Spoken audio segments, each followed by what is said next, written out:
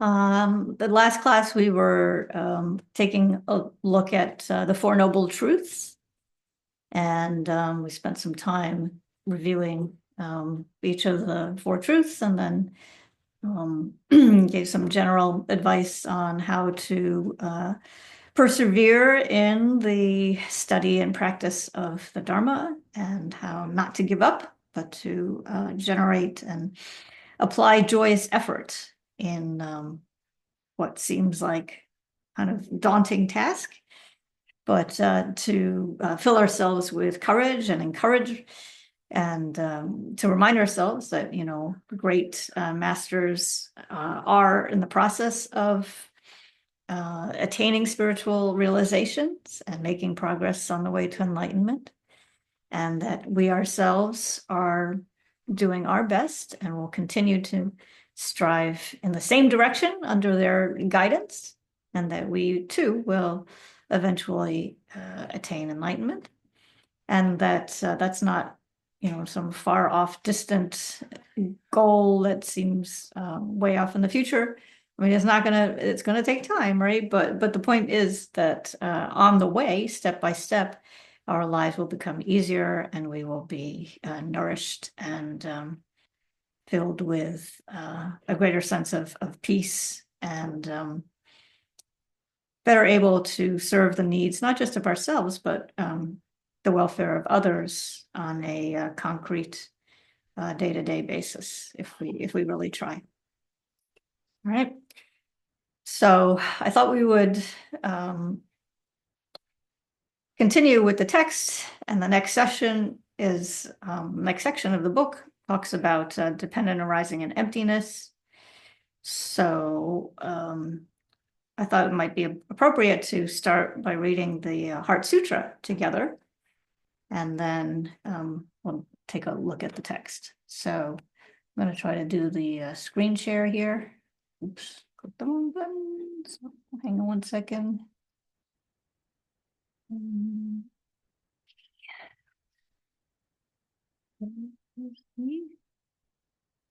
Share, yes, share. Heart Sutra, here we go.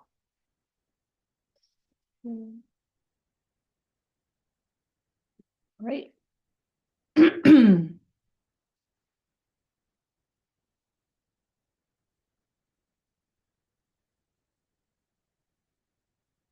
I prostrate to the Arya triple gem. Thus did I hear at one time the Bhagavan was dwelling on massive Vulture's Mountain in Rajagriha, together with a great community of monks and a great community of bodhisattvas. At that time, the Bhagavan was absorbed in the concentration on the categories of phenomena called profound perception. Also at that time, the Bodhisattva Mahasattva Arya Avalokiteshvara looked upon the very practice of the profound perfection of wisdom, and beheld those five aggregates also as empty of inherent nature. Then, through the power of Buddha, the Venerable Shariputra said this to the Bodhisattva Mahasattva Arya Avalokiteshvara: how should any son of the lineage train who wishes to practice the activity of the profound perfection of wisdom? He said that, and the Bodhisattva Mahasattva Arya Avalokiteshvara said this to the Venerable Shariputra: Shariputra, any son of the lineage or daughter of the lineage who wishes to practice the activity of the profound perfection of wisdom should look upon it like this, correctly and repeatedly beholding those five aggregates also as empty of inherent nature. Form is empty. Emptiness is form. Emptiness is not other than form. Form is also not other than emptiness. In the same way, feeling, discrimination, compositional factors, and consciousness are empty. Shariputra, likewise, all phenomena are emptiness, without characteristic, unproduced, unceased, stainless, not without stain, not deficient, not fulfilled. Shariputra, therefore, in emptiness there is no form, no feeling, no discrimination, no compositional factors, no consciousness, no eye, no ear, no nose, no tongue, no body, no mind, no visual form, no sound, no odor, no taste, no object of touch, and no phenomenon. There is no I element, and so on, up to and including no mind element and no mental consciousness element. There is no ignorance, no extinction of ignorance, and so on, up to and including no aging and death, and no extinction of aging and death. Similarly, there is no suffering, origination, cessation, and path. There is no exalted wisdom, no attainment, and also no non-attainment. Shariputra, therefore, because there is no attainment, bodhisattvas rely on and dwell in the perfection of wisdom, the mind without obscuration and without fear. Having completely passed beyond error, they reach the endpoint of nirvana. All the Buddhas who dwell in the three times also manifestly, completely awaken to unsurpassable, perfect, complete enlightenment and reliance on the perfection of wisdom. Therefore, the mantra of the perfection of wisdom, the mantra of great knowledge, the unsurpassed mantra, the mantra equal to the unequaled, the mantra that thoroughly pacifies all suffering should be known as truth, since it is not false. The mantra of the perfection of wisdom is declared. Tayata Om Gate Gate Para Samgate Bodhi Soha. Shariputra, the Bodhisattva Mahasattva should train in the profound perfection of wisdom like that. Then the Bhagavan arose from that concentration and commended the Bodhisattva Mahasattva Arya Avalokiteshvara, saying, well said, son of the lineage, it is like that. It is like that. One should practice profound perfection of wisdom, just as you have indicated. Even the Tathagatas rejoice. The Bhagavan, having thus spoken, the Venerable Shariputra, the Bodhisattva, Mahasattva, Arya Avalokiteshvara, and those surrounding in their entirety, along with the world of gods, humans, asuras, and Gandharvas, were overjoyed and highly praised that spoken by the Bhagavan.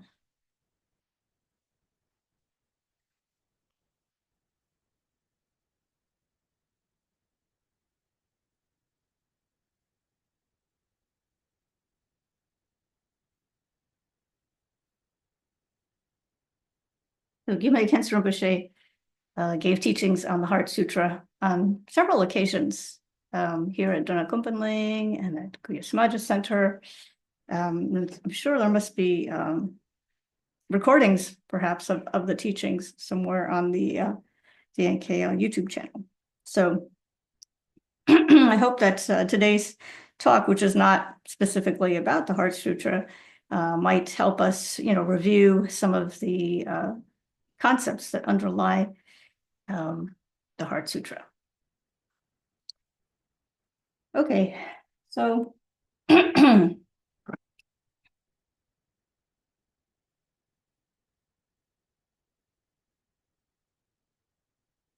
hope that you had a chance to take a look at the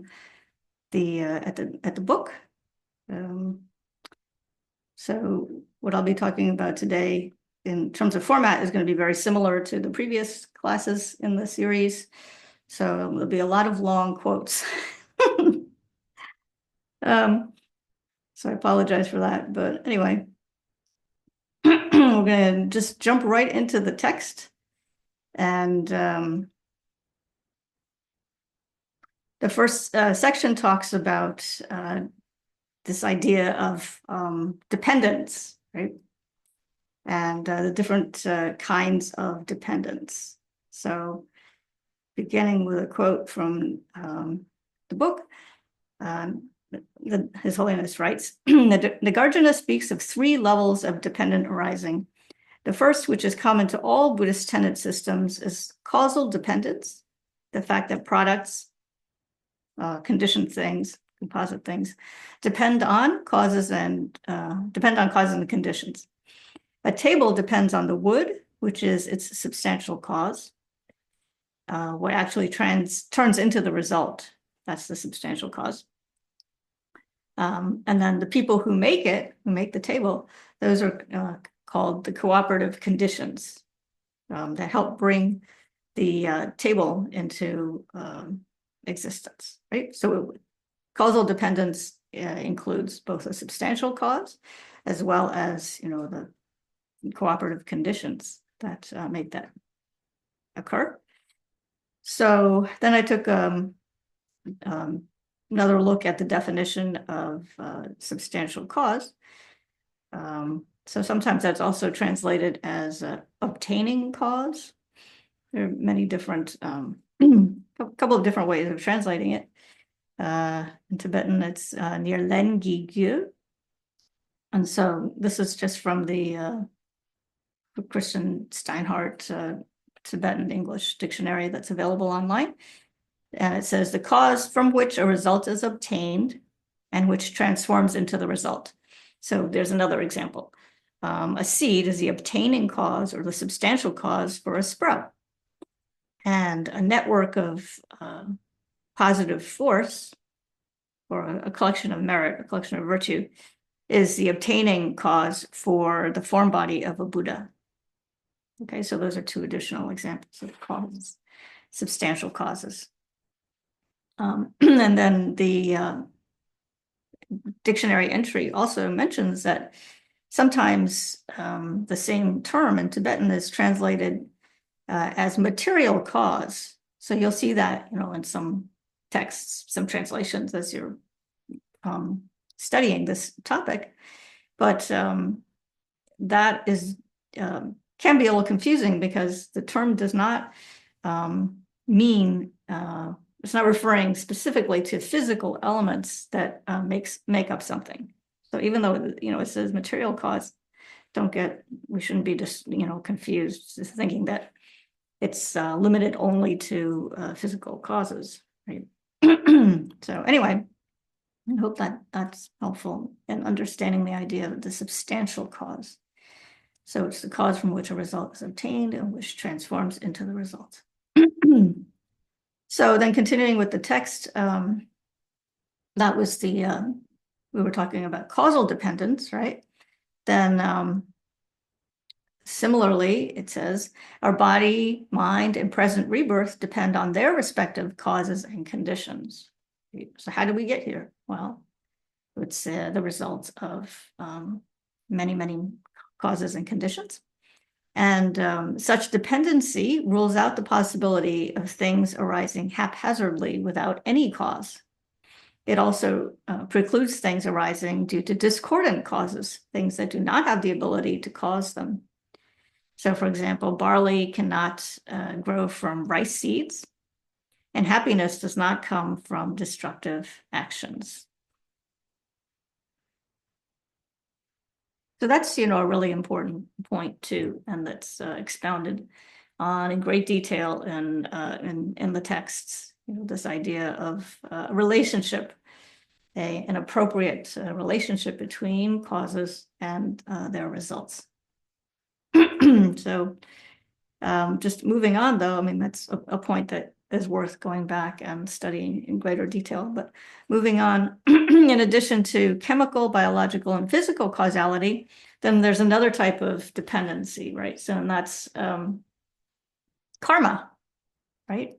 We always can't overlook karma. So karma and its effects is another system of causal dependence. And what's the definition of karma? Karma is volitional action. So it's intentional action, something done, with the mind, basically. So it's actions done physically, verbally, or mentally. And as we know, these causes have their corresponding effects.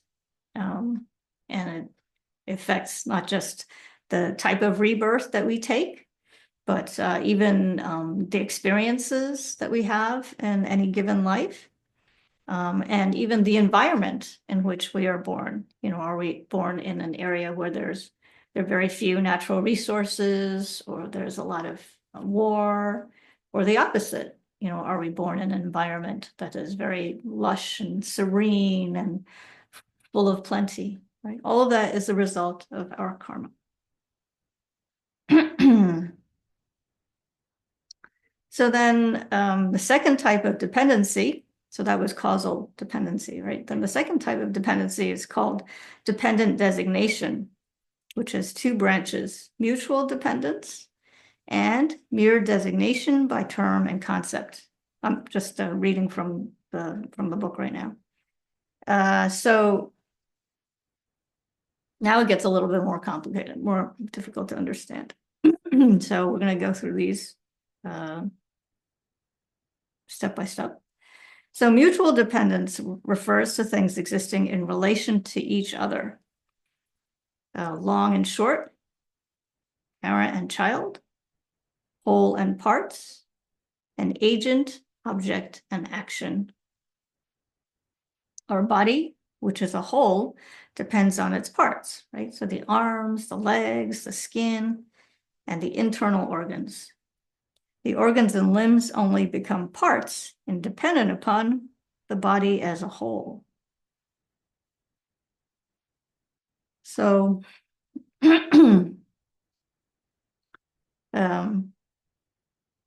one way to think about this is that things or objects, phenomena, things is such a nice generic word, right? Things are understood very much in a relative sense, right? In the context, whether it's a cultural context or a linguistic context, or it's always when you think of something, it's in a context of in relationship to other things. That sounds kind of dumb, right? But like to give a good example, that's from the book. The authors talk about, I think they give the example of a baseball, right? So a baseball is this hard, round, thing. It's a hard, round ball, right? And it's used in the context of whether it's, professional baseball games, with all of the hype and excitement associated with a baseball game. Although I think baseball is kind of boring, but anyway. Or it could be, a little league baseball game or whatever it is, right? So many, many different meanings and associations associated with that same object, right? But if you just saw the baseball sitting on a table far away from a baseball game and maybe being used for something totally unrelated to baseball, maybe you're just maybe a kid is just playing with the baseball, or and actually a better example would have been like a tennis ball, because then you could say, well, the tennis ball is, in your living room, and your dog's favorite toy is this tennis ball. And so your relationship to the object, the dog's relationship to the object is now, totally, totally different. You have a different understanding, a different relationship to the same object, right? That same tennis ball, which would otherwise be used, to play a tennis game, is now just a dog toy, right? So the point is just that, the objects or phenomena are very context dependent. So likewise, we're talking about relative dependency, right? You couldn't be a doctor if you didn't have patients, right? You could be a psychologist, but if you don't have any patients, then you're not really a psychologist per se. Or you could be a piano teacher and not have, because I see Janet's here, right? You could be a fantastic piano teacher, but not have any piano students for some reason. So then you wouldn't really be a teacher per se. Another example that's very commonly cited is this idea of long and short, right? So you can't have this idea of length or width or weight without something to compare it to, right? So if you look at your fingers, this is the example that's commonly given, right? So if you just look at the ring finger and the pinky finger, then here now the ring finger thinks, oh man, I'm so tall. Look, I'm taller than the pinky finger, right? Pinky finger's like, oh man, I'm so short. And then, but then, the middle finger comes along and says, yo, look, dude, now I'm taller than the ring finger, right?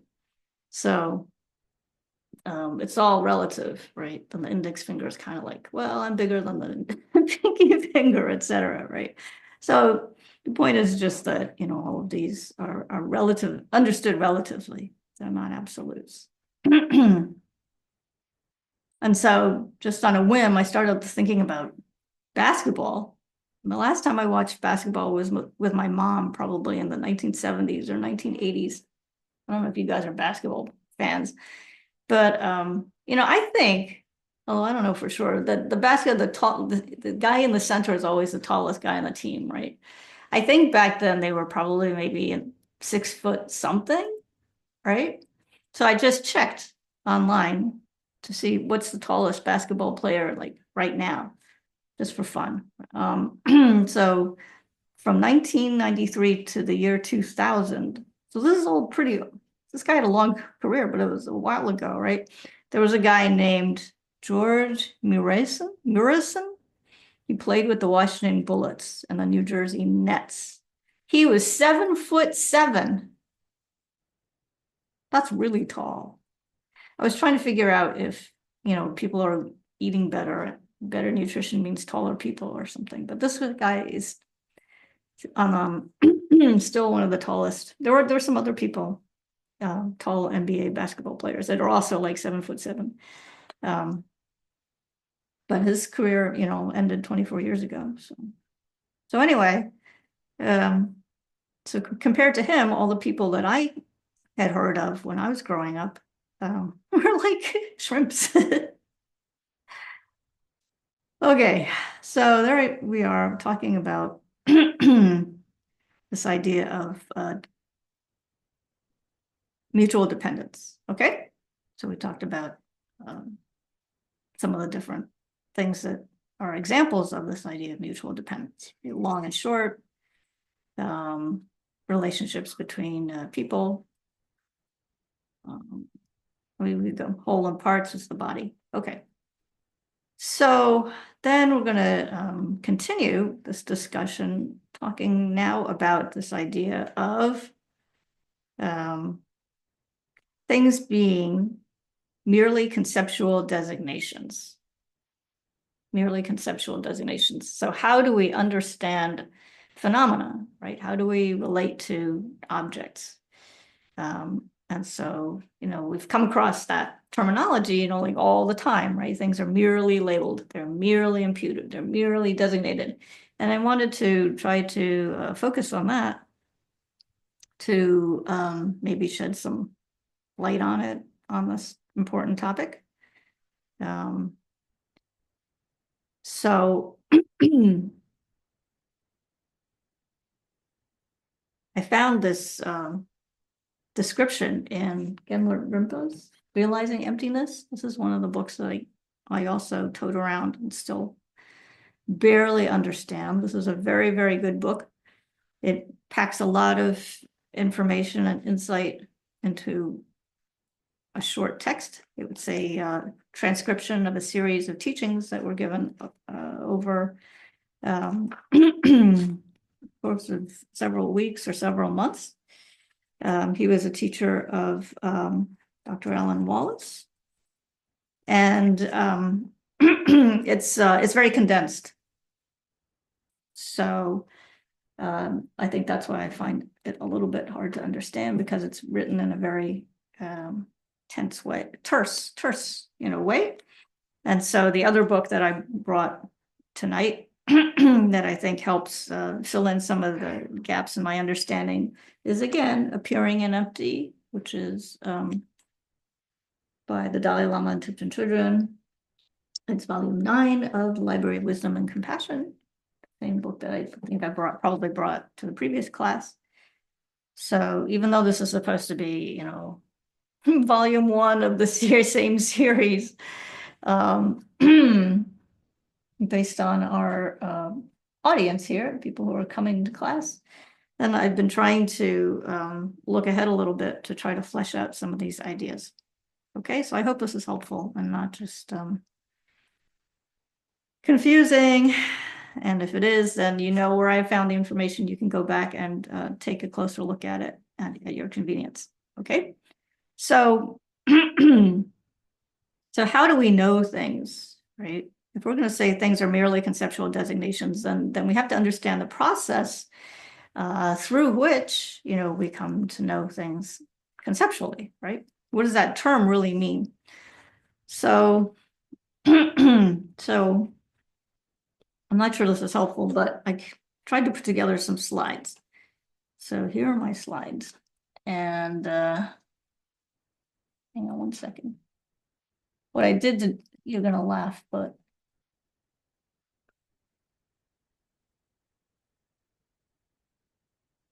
all I did to pull these slides together, and this is, I think, going to be more like for your reference, so you can go back later, and this can be like a cheat sheet. I started looking in the back of Appearing and Empty. I started looking for the basis, there's a glossary in the back of this book. There's actually in each volume in the series, there's a very, very good glossary.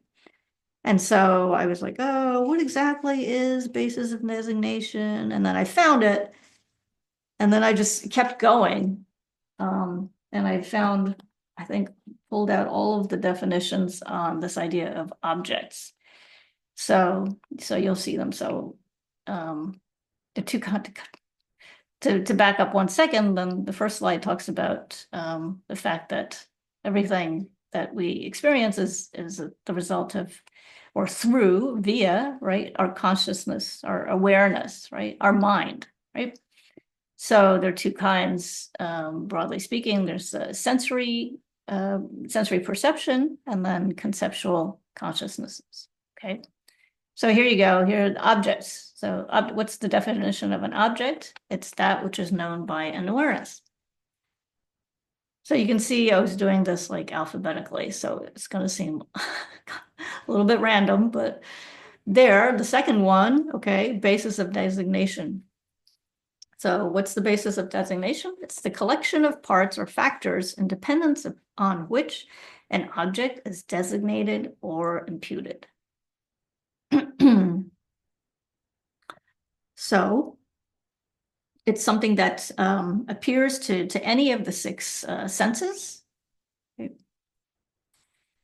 So it could be, ice cream. It could be a sound, a flavor. It could be something that we see, right?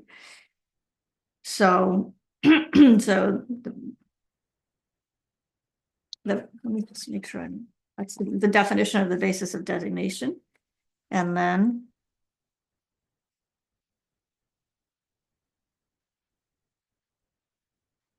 to give an example, I'm going to read this because I think it's just very, very helpful.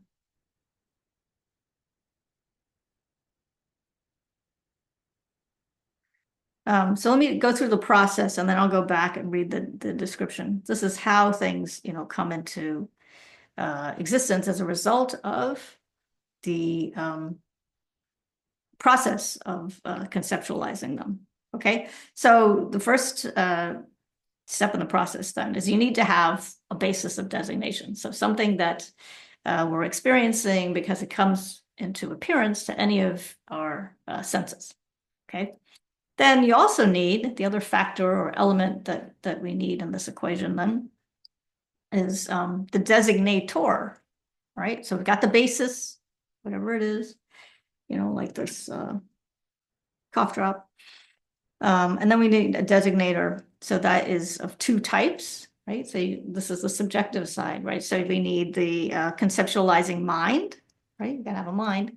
And then you have to have the conventional labeling and the conventional agreement that, has chosen a term, a word, right? Whether it's in English or French or Chinese, Tibetan, Swahili, whatever it is. So there's not just the mind, but there's also this terminology and the definition of what a cough drop, really is. Okay, so we got the word cough drop. We've got a definition of what a cough drop is. And we've got this conceptualizing mind that has, buying into and understands, that definition, right? Those two factors, okay, so the designator and the basis, the cough drop, come together. When those come together, then you get a designated object, okay? So to give a couple of examples, then is there's the example of the person, right? So the person is known based on what's the basis of designation of the person? It's the body and the mind, right? And then there's the designator, that's the conceptualizing mind. And then, voila, you've got the designated object. So the designated object then is the person, right? And so, in order for that person to exist, all three of these, elements have to be present. Right? If you're missing any one of them, if there's no basis of designation, then what are you talking about, right? If there's no designator, no conceptualizing mind, then there's nobody experiencing the object. So forget it. You're not going to have, the person's not going to exist per se. Okay. So then Denla Rinpoche gives the example of a kitchen. And this is just a great example, so I wanted to read it to you. So the idea again is, how does, like the kitchen in a newly built home exist, right? How does that come into being? And I think, it's a good example because we've all moved into new space, right? Into a new apartment, a new house or whatever. And we've all gone through, experienced that process of thinking, oh, okay, which room is going to be the bedroom. Well, if it's a 1-bedroom apartment, then that's obvious. But anyway, there's that, think back to that feeling of exploring and just, bringing a space into being, so to speak. I guess, Richard, you're an architect, you go through this all the time. But anyway, before there is a designation of a room as a kitchen, no kitchen exists. You may have the original general plan to have a kitchen, a dining room, and a bedroom in your house, but they come into existence only when you designate them as such. Like, this is my kitchen, this is the dining room, this is the bedroom. So when you go through that process, then and only then do these rooms exist. Okay. And then it's for the rest of the world, because we're talking about conventional agreement, right? Then it's for the rest of the world to acknowledge their existence. So whether or not the kitchen exists in this case is purely a matter of convention. It is first so designated, and then it is accepted as such by others. So by stating that something is conceptually designated, this applies an agreement or an assertion. So he continues, he says, as you may notice, there are two designators here. One is the label, and the other is conceptualization, right? So that goes back to the process that I was talking about, right? That I said that there were, I quoted this idea that the designator is of two types. So there's the conceptualizing mind, and then the second part is the labeling and agreement on that labeling. Okay, so this is saying the same thing.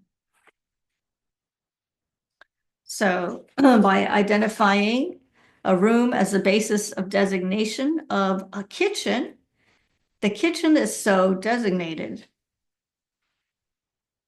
regardless of whether, we've already moved in the kitchen stove, the dishwasher, and the refrigerator, right?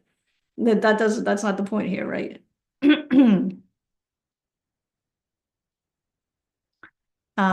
And then he points out, and this is significant, the basis of designation of a kitchen comes into existence simultaneously with the designation of the kitchen. That's a good point. All right. So I hope that's helpful.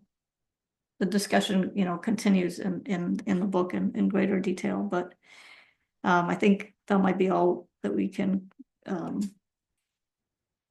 do right now, but the theme comes up again later in the as we proceed with the talk. But so to continue with this idea, though, of labeling, right? Because we said that part of the this idea of a designator is the conventional labeling and agreement that goes along with that labeling.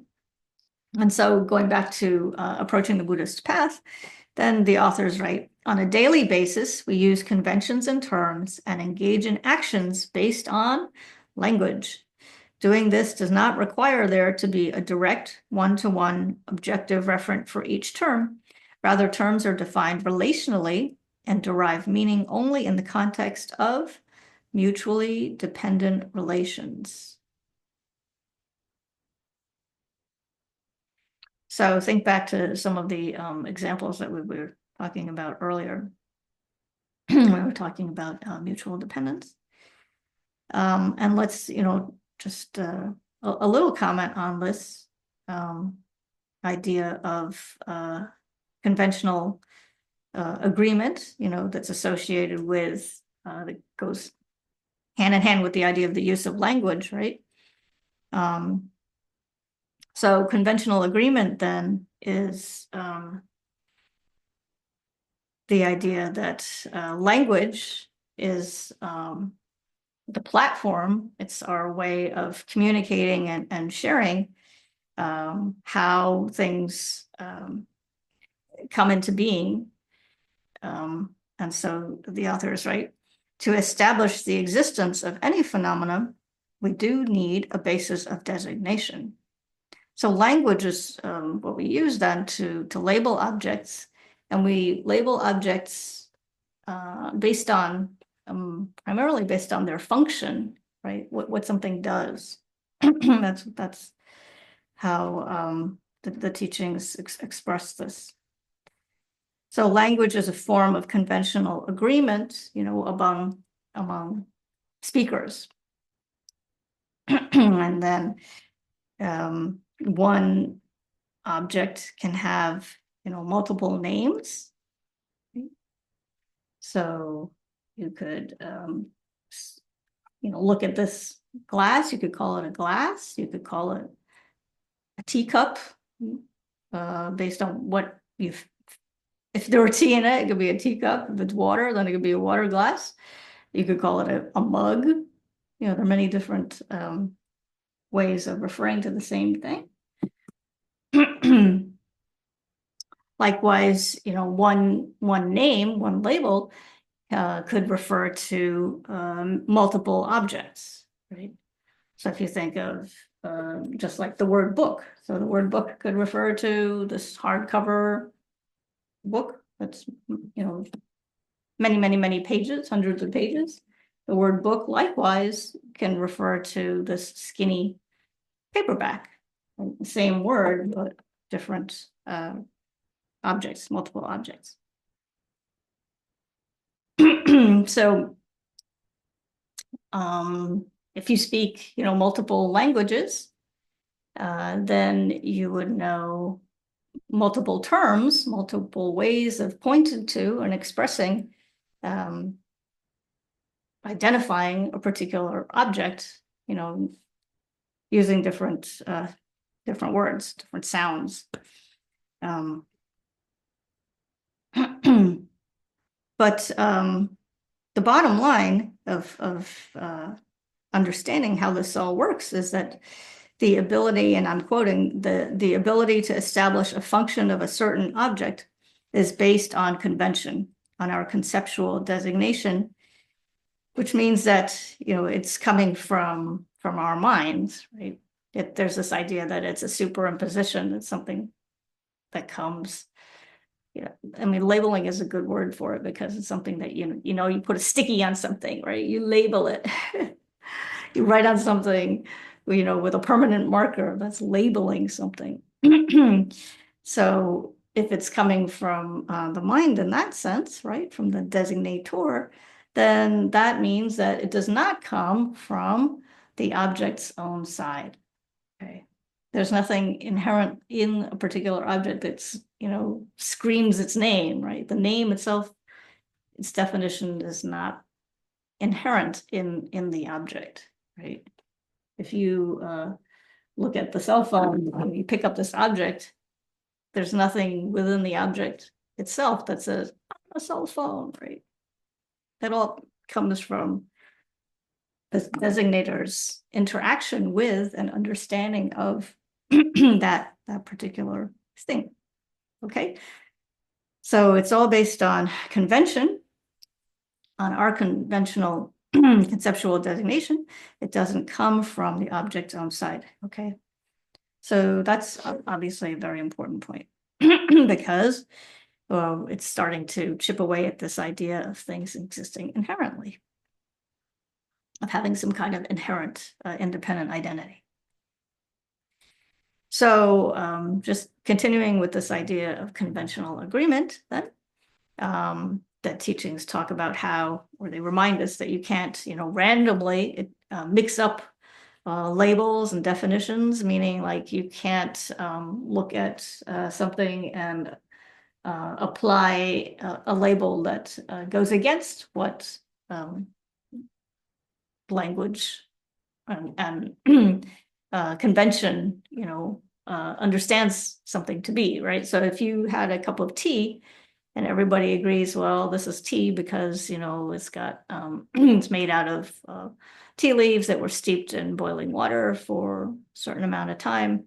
Then if you came along and said, and tried to call it vodka, pass it off as vodka to somebody, that would just be wrong, right? That's just incorrect. It goes against what the conventional definition of tea, or for that matter, of vodka, would just be mistaken, right?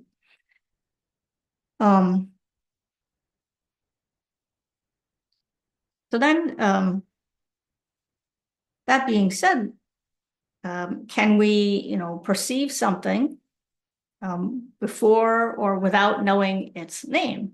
That's an interesting question too. I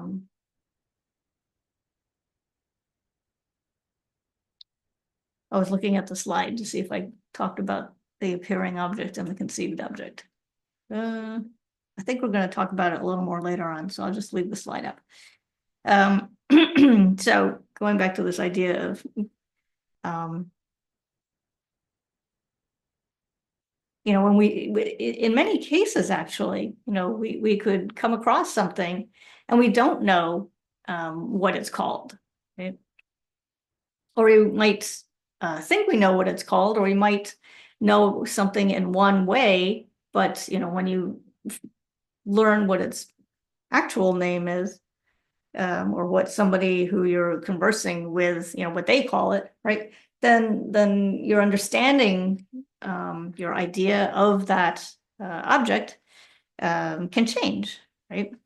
So, for example, we could meet, let's say we meet a really famous person, and we don't know that he's very famous, right? So maybe it's like a TV star, but we never watch TV, so we don't realize that this person is extremely famous.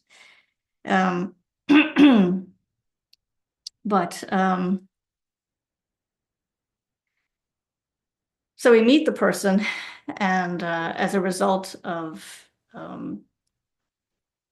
seeing, the person's aggregates, the 5 aggregates that compose, the body and the mind of this person, then we have some experience of what this person, who he is, right? At one level, right? And so you think, oh, okay, Joe Schmo over there, he's got a certain look to him, he's a certain age, a certain body shape, wears certain clothes, whatever, right? But then let's say later on, somebody says, oh, did you know that you were talking to, and they name some famous TV star, and you'd be like, oh, well, I didn't know that. I had no idea, right? But then the point is, though, that when, that additional layer of understanding is applied to that object, to that person, then that person's aggregates, right? The aggregates, the body and mind collection, right? That it actually becomes the basis of a new designated object, right? Because, your understanding of that person may totally change. You may be like, oh, wow, I should have gotten his autograph. How cool. Something like that. So, the perception of that person changed. And then you might think, oh, I should have gotten his autograph. I should have gotten his phone number, something like that, right? So a whole bunch of, emotions and associations and memories. So that's why I think it's considered the basis of a new designated object, so there's that fundamental shift in your conception of that person. Okay. Do you have any questions or anything you'd like to share so far? The next topic, otherwise, is we're going to move on to the second type of dependent designation, which is mere designation by term and concept. So that's going to carry over this idea of language and how we identify things based on term and concept. And the idea of merely labeled. That's what I want to talk about next. But let me stop here. Does anybody have any easy questions? And while you're thinking, I'm just don't look at the screen. I'm like, oh, you know what? I could look at hang on, I'll look at my laptop. I want to see which slides if I missed any slides. Okay. I just have a question or comment. Uh-huh. I was just wondering, like, I don't know, from a practical standpoint, like if we're practicing to be less conceptual, to view to understand emptiness, how do we, I mean, if we're in samsara and we're naturally dualistic, just from a practical standpoint, is there an exercise or I don't know, is there a way to train our minds so that we're less and less dualistic? Because I don't know how one would function in a dualistic world and then still be able to view, like we have to label something to function in this world. Mm-hmm. Right. But I mean, I could see how we could be less attached, but how do we become like not attached? I don't know.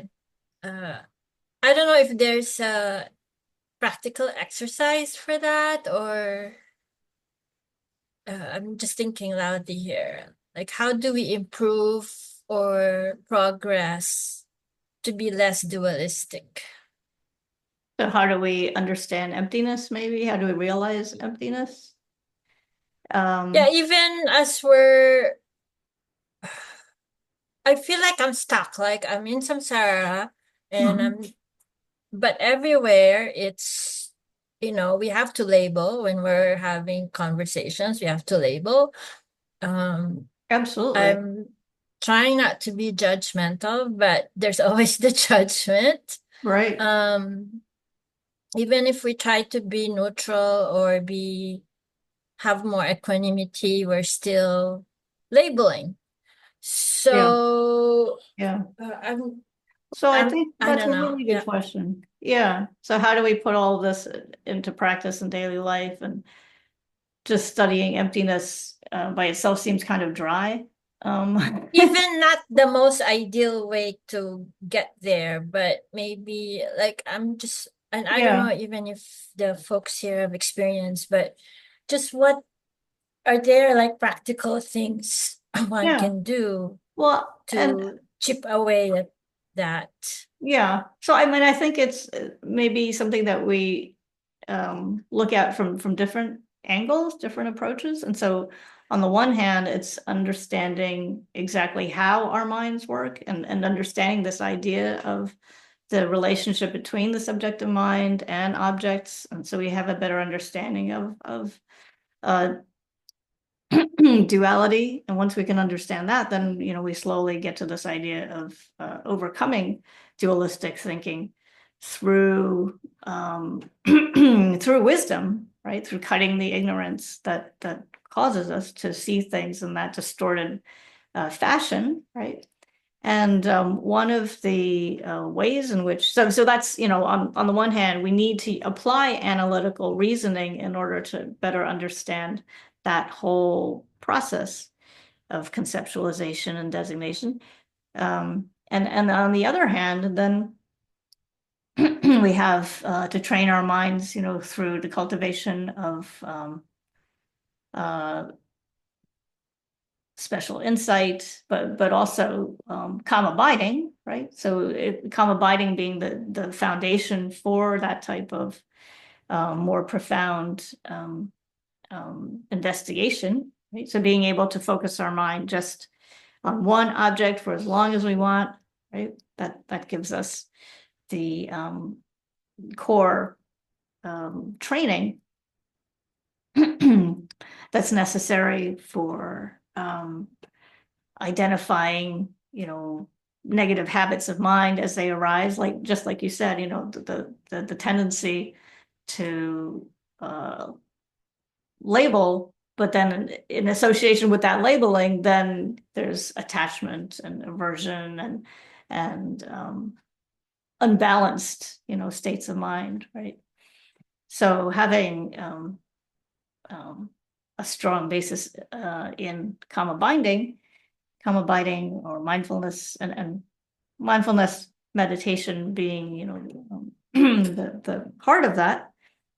Then those two, techniques go together.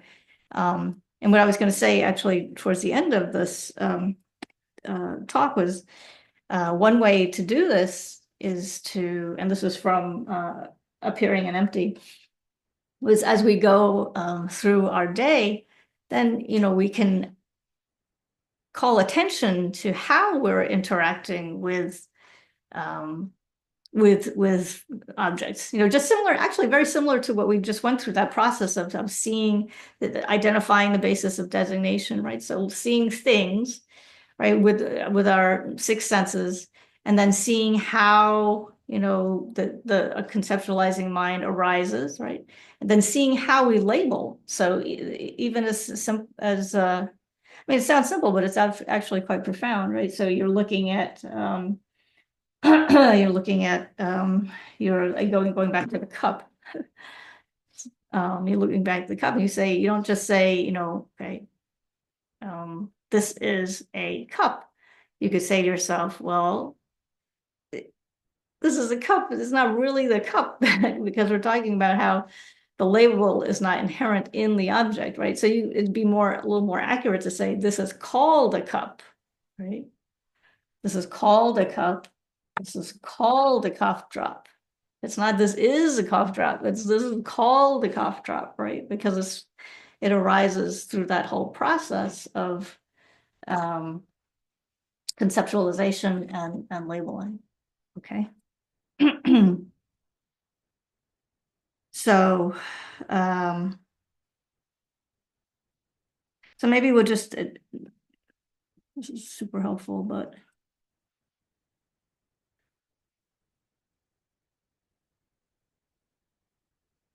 I mean, maybe if you take a look at these definitions, and you walk around with these definitions tucked somewhere in the back of your mind, then as you see things, then it helps, chip away at this idea of things being, inherently existent, being out there, right? And instead, you can say, oh, this shows how things exist, as a process of my own conceptualizing mind, right? So you've got the appearing object.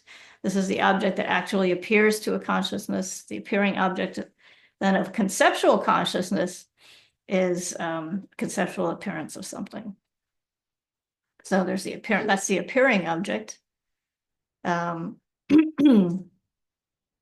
then we talked about the basis of designation. Then there's the conceived object, which is different because this is, again, a little more specific. So distinguishing between sensory objects versus conceptually perceived or conceptually grasped objects. Conceived object is specific to conceptual consciousness. And so you'll also see that translated as apprehended or engaged objects. Okay. So while the appearing object could be either sensory or conceptual, then the conceived object is specifically conceptual. Okay. Then this is a really important idea, this idea of a conceptual appearance. You'll see this over and over again, right? That idea of a generic idea, a generic image, sometimes it's called, or a mental image. So that's what appears specifically here to a conceptual consciousness. So it's that like that term and definition, that encyclopedia that we have, in our minds, that can be acquired as a result of, education, as a result of the culture that we're brought up in, conventional norms and agreement. All of that stuff comes together in this idea of a mental image. And then the designated object, this actually goes back to what we were just talking about.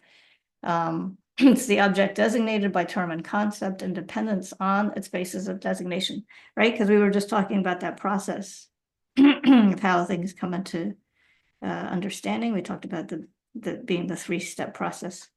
And then the last stage was you end up with the designated object, right? So if you look at a person, the person, you see the body and mind, right? That's the basis of designation of what is then the designated object, which is the person, right?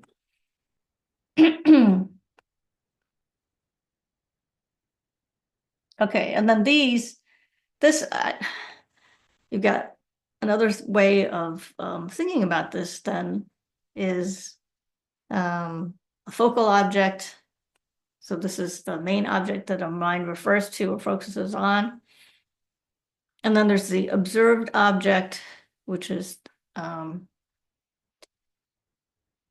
it seems to me like it's the same thing, the basic object that the mind refers to or focuses on, but you're maybe looking at or apprehending or grasping onto just maybe a certain aspect of that focal object. And then it's interesting that the reason I put this here was because of the Tibetan, actually, because you've got Mikpa, and then you've got Mikyul, and then Mikpe Kien. So you can see that there's definitely a close relationship between these three. The observed object condition then is the object perceived by a sense direct perceiver, which is also one of the conditions producing that mind. So here it specifically says this is a sense direct perceiver. So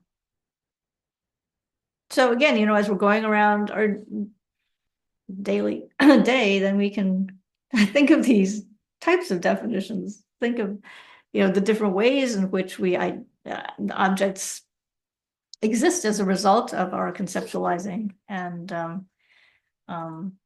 use that to our advantage. So we're not tricked. We're not tricked into thinking that things are inherently existent. Rather, we're more aware and more sensitive to this idea of everything being this interaction with our senses, and the 6 senses and the mind, right? Okay. So I'm going to keep going here. The second type of dependent designation is mere designation by term and concept. Okay.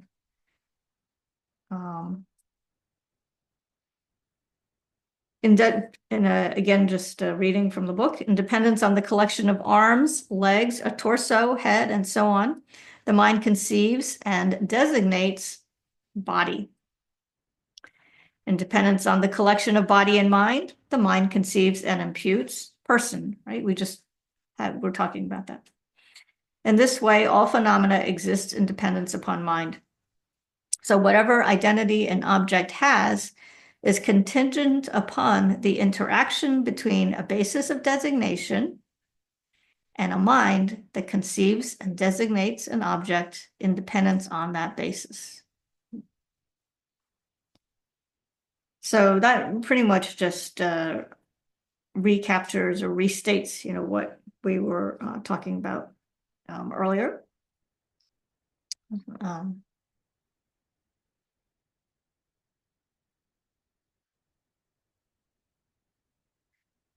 And so, oh, this is where it was.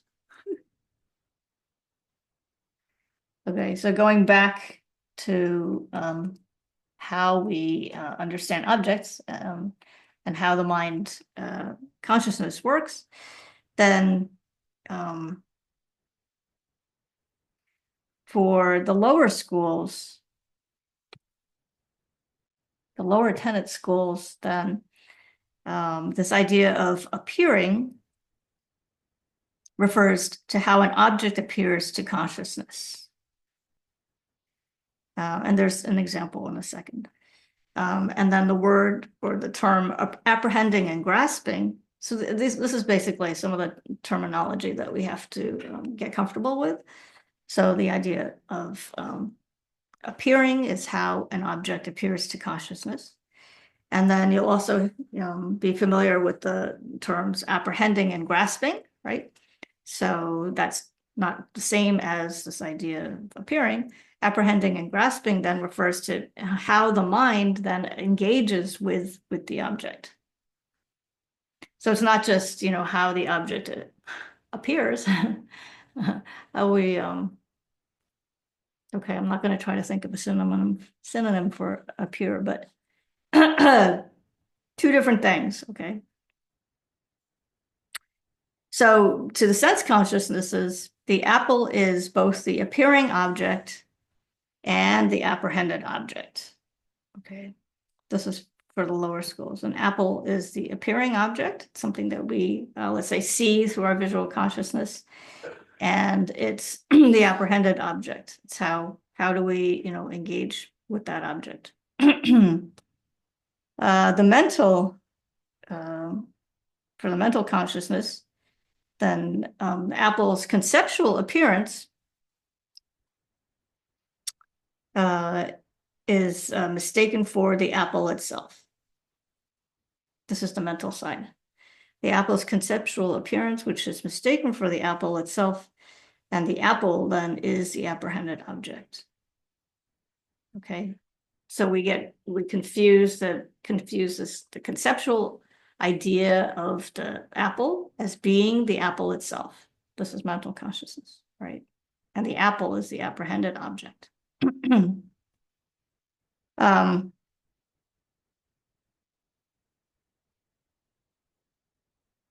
An erroneous consciousness, and there's obviously loads of teachings on distinguishing erroneous consciousnesses, erroneous perceptions versus mistaken. But just stated simply, then erroneous would be thinking or seeing an apple and thinking that it's a plum or an orange or a banana, or something that it's not. Okay. For the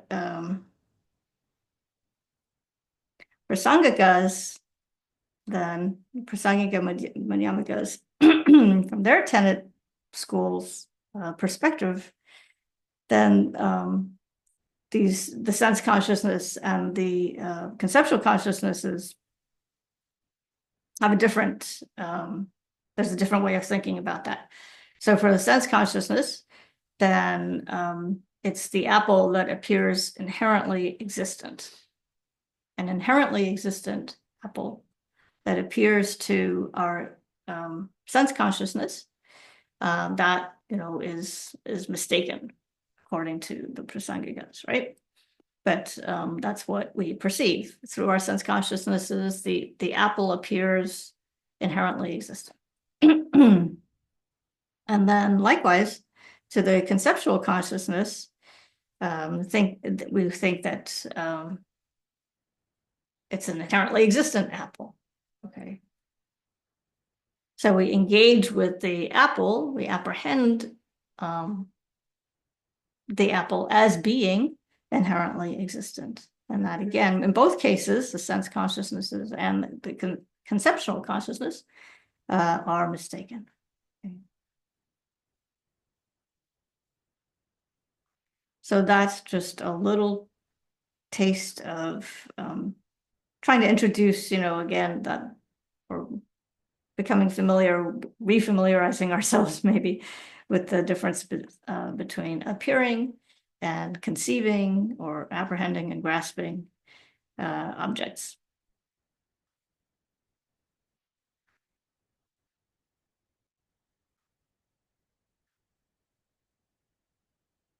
So that's important because as we, move on with this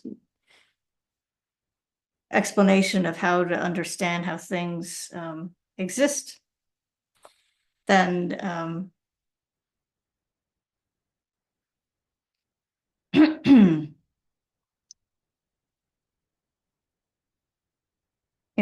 we've been talking about how all phenomena exist in dependence upon mind. So that's why it was important to kind of tease out this idea of exactly how things exist as a result of the interaction with both the sense consciousnesses and the mental consciousness, right? So we're talking about the interdependent nature of how things exist. If phenomena had an independent identity unrelated to others, we should be able to find the true referent of a term when we search for it.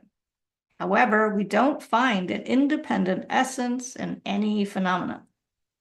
So this shows that all existent objects exist by being merely designated by term and concept.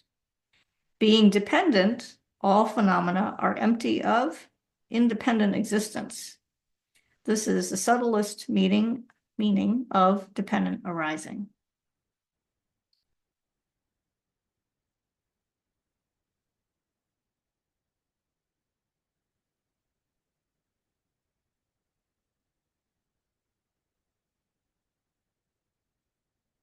Okay, so if phenomena have, if a phenomena has an independent identity that's unrelated to others, we should be able to find the true referent of the term and independent essence. So does an independent essence mean? So that mean something that exists independently has some kind of independent essence or nature. It means that it's something that has no causal dependence, right? There's no, remember we were talking earlier about the different types of dependence, right? So there's no causal dependence and no independent designation. When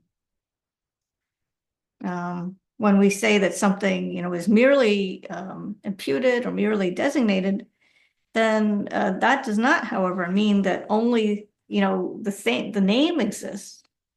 But that the thing doesn't exist at all, right? That terminology is easy to misunderstand. So that's why I wanted to focus on that a little bit. So it doesn't mean that only the name exists, right? If you say merely labeled, then it makes you think that, oh, only the name exists, but the object itself doesn't exist. No, that is not the case. Okay, so so a quote again from Appearing and Empty, page 108.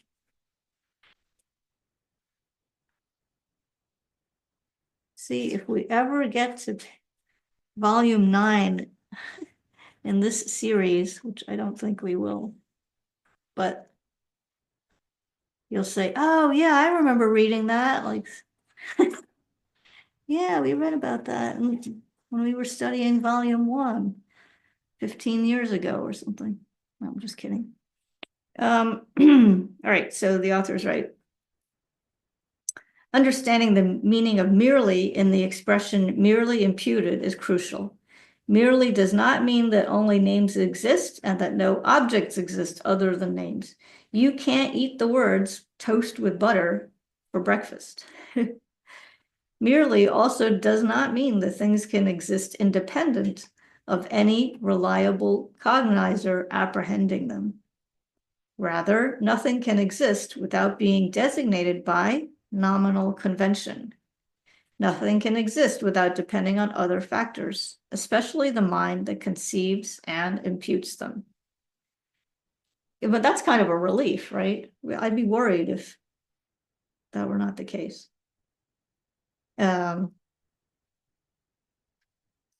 While merely indicates that things do not exist without being imputed by term and concept, it does not imply that everything that is imputed exists. That's also a relief, right? So merely, so what does merely, really mean? It precludes inherent existence, ultimate existence, true existence, existing from its own side, existing by its own character, substantial existence, and any other type of reified existence. So in other words, it precludes all of the other troublemakers that, we're always bumping up against, okay? So it emphasizes that on the conventional level, things exist by being designated on a suitable basis of designation by term and concept. Our calling a horse a grapefruit doesn't make it one. Suitable simply means that it can perform the function as conceived and designated by sentient beings, right? That's that idea of conventional agreement. And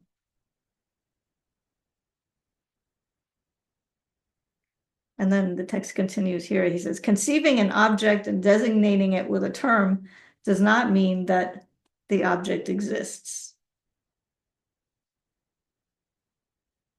I think that supports the idea that was mentioned earlier that you could label something, but it doesn't imply that everything that is imputed, that is conceived, exists. And so the example given is Santa Claus. Santa Claus doesn't exist, even though, we talk about Santa Claus. You might see Santa Claus at the mall, but Santa Claus does not exist. Okay, so that's an example of something that's conceived and thought about, but doesn't exist in reality. So there are many, many, many things, like that. So I hope that was helpful. I thought it was.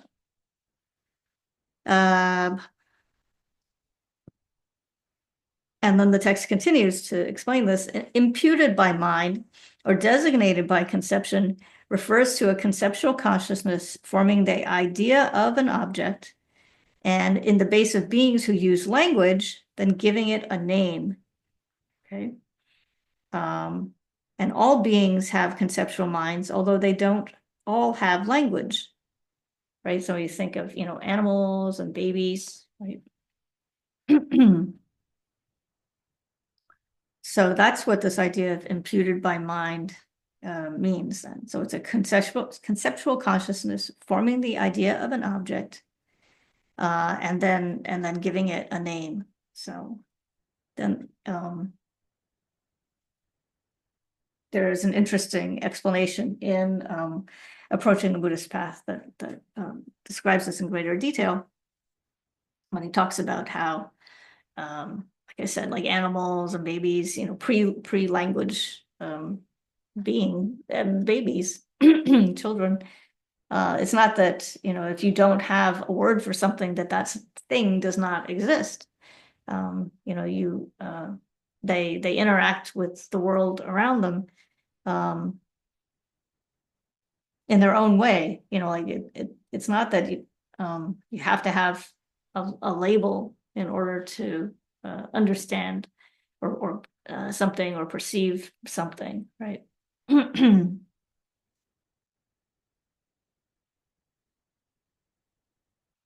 And then this is really interesting. This is a question that comes up all the time. To exist, a phenomena does not have to be continually and actively designated by a mind. This is from Appearing and Empty on page 112. To exist, the tree doesn't require someone to stand nearby and repeat, tree, tree, tree.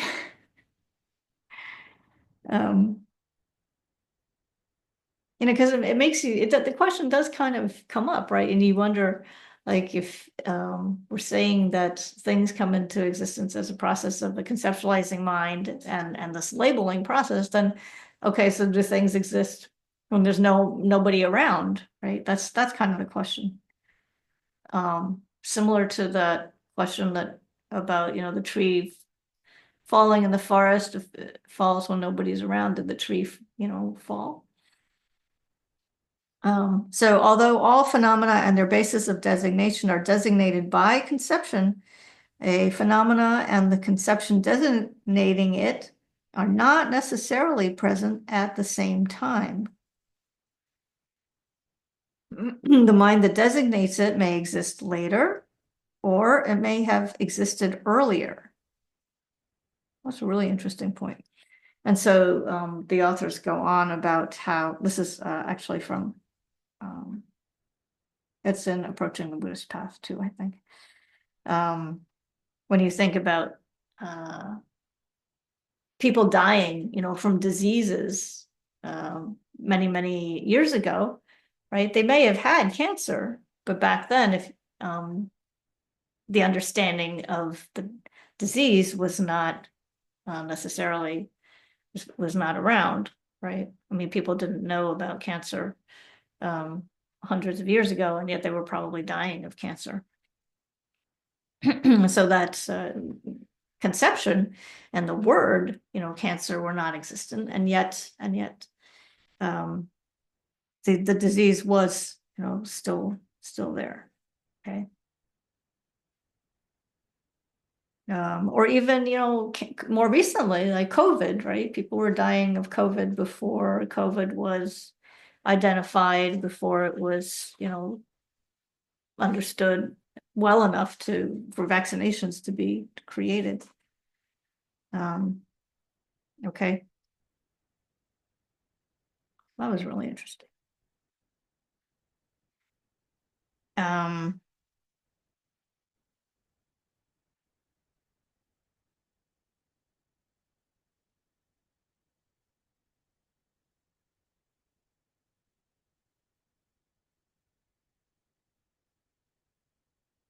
Any questions about that?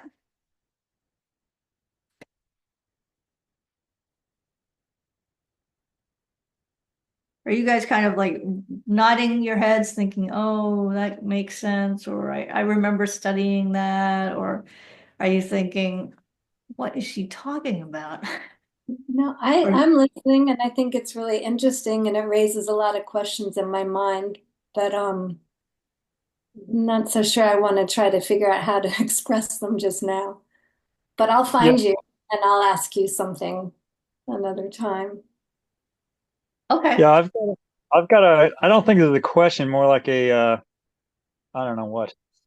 But the idea that designation, uh, we usually understand it as language or words that are verbal, or many of us think we think in words. But interestingly, I think utterance by the mouth is not the only language. Utterance by, paintings or by music or by there are other methods of utterance, but still Yeah. the idea of labeling seems to be referring to some form of utterance. But when you think of the baby, so if you had no language and you had various people living together without language, or they would invent some other means of communicating. So there would still be an idea that there is a convention, that we would understand fire even if we lived in a society with no language, and there would be some idea of convention. We'd have shared uh, conventional understanding of concepts as well as things in order to be able to work together, in order to be able to coexist and share food and whatever else. So this is where it gets complicated. This idea of like conception becomes very odd when you think of like, I intend to think a thought or come up with a conception. I can bring to mind something that's not in the room. I'm not seeing it with my eyes. I'm seeing it with memory or consciousness, Yeah. and I can put it into the mind. But there's this other thing that sometimes happens. Things sometimes arise into the mind without us intentionally putting it there.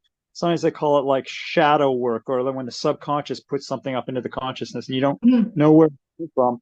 And quite Right. often it's we don't recognize. If it's something we haven't engaged in before, what then? What is that?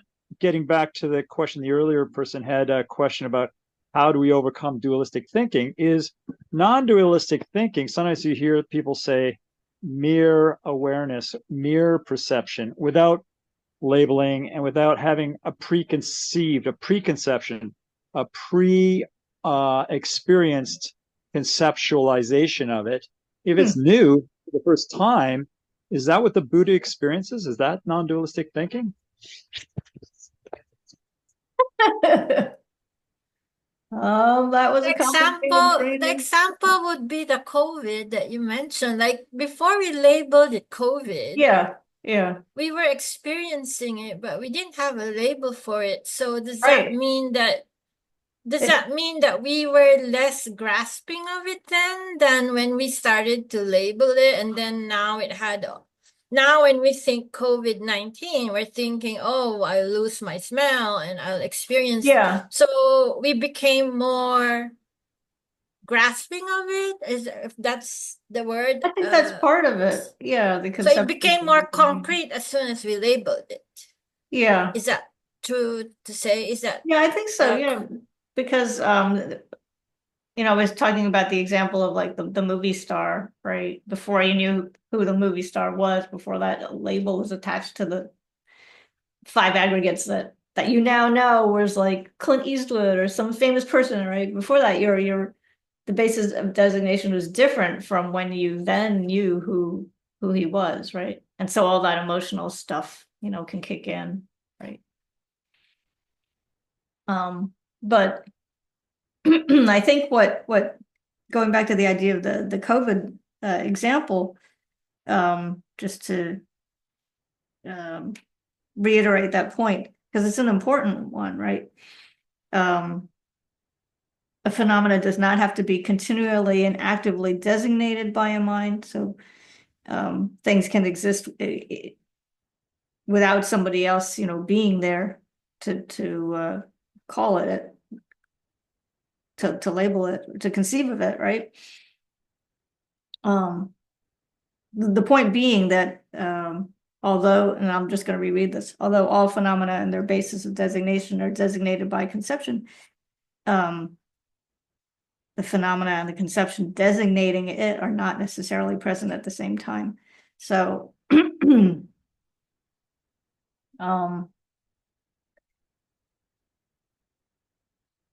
I think what Richard, what you were getting at though is you're talking about, I'm just trying to understand your question a little better. You're talking about the possibility of people living together without language and yet still getting things done somehow, right? Maybe coming up with some maybe gestures, right? Sign language, or that's a language in and of itself. I mean, I think that if you're going to have people living together, that at some point they're going to come up with some form of communication, and that communication, whether it's verbal or not, is in itself, a language, right? Yeah, well, just if Hard you not think to. yeah. Can you hear me? I'm not sure if you can. Yeah. Well, so just for example, without any words being spoken, if someone walks up to a warm fire on a cold night when they live outside in the elements, and sees someone else walking up to that same warm fire, there's no utterance of a conventional word that's used, but both sense that they both are experiencing something similar, because you can just connect the dots. If someone walked towards that fire, they did so for a reason. They recognize that fire for something. So for a baby to first, so say there's not two people, say there's just one sentient being, a mind holder, for example, a human baby, and that human baby experiences something and doesn't feel that there's a convention established because there's no other than themselves, or a baby may not be aware even of its own mother as being another, right, exactly. In that case, there's still something happening in terms of there is some designation made without words.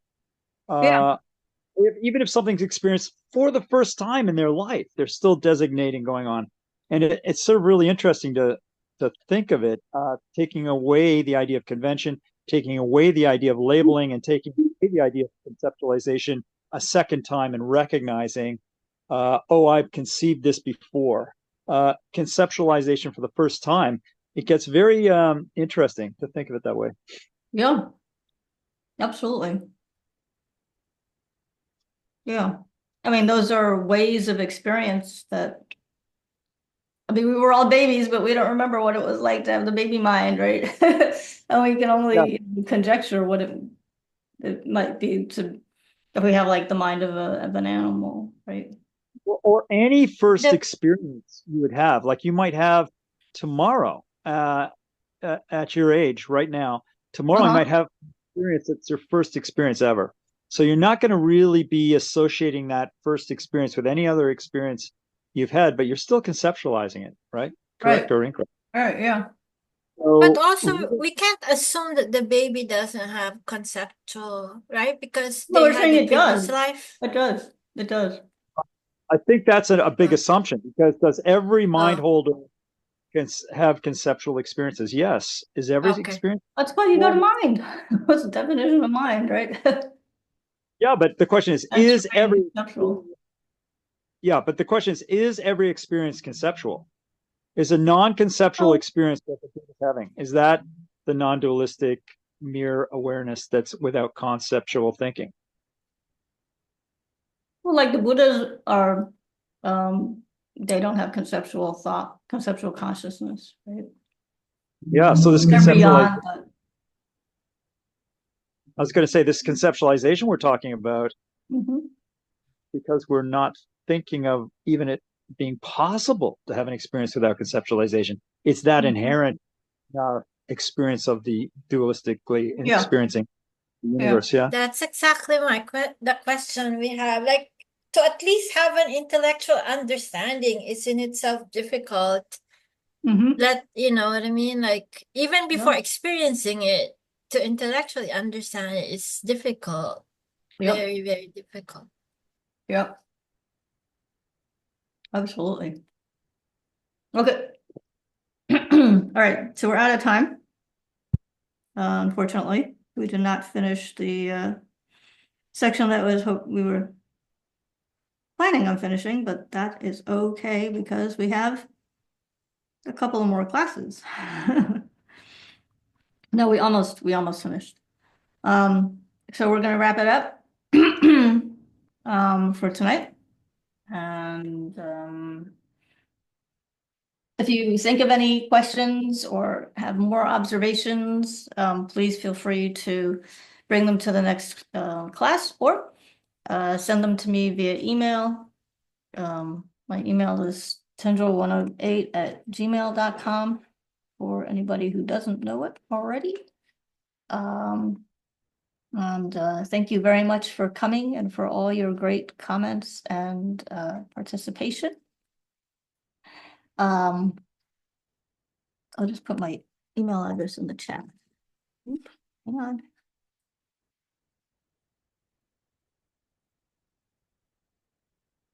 There you go.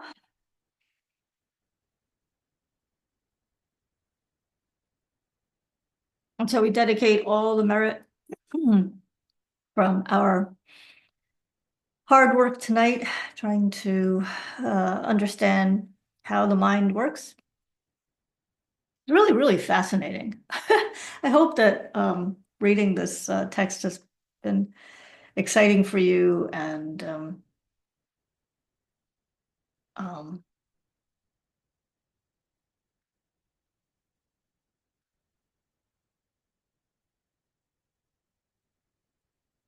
well, anyway, let's just say let's dedicate all the merit from our efforts tonight for the benefit of all sentient beings throughout the universe, that we are outrageously grateful to all of our spiritual teachers for illuminating the path. And no matter how difficult this might seem, particularly this topic, the topic of emptiness, that we will continue to make efforts to understand it and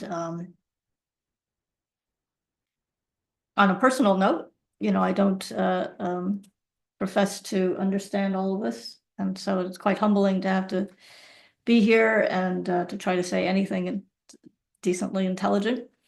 So I'm just hoping that to try to inspire all of you to go out and continue to ask good questions and to avail yourselves of all of the amazing resources that are available, so that you can really understand this very clearly, and your understanding will be very, very meaningful and productive, and will bring you great joy. So thank you very much. Good night. Thank you, Anila. Hey, Thank JJ. you. See ya.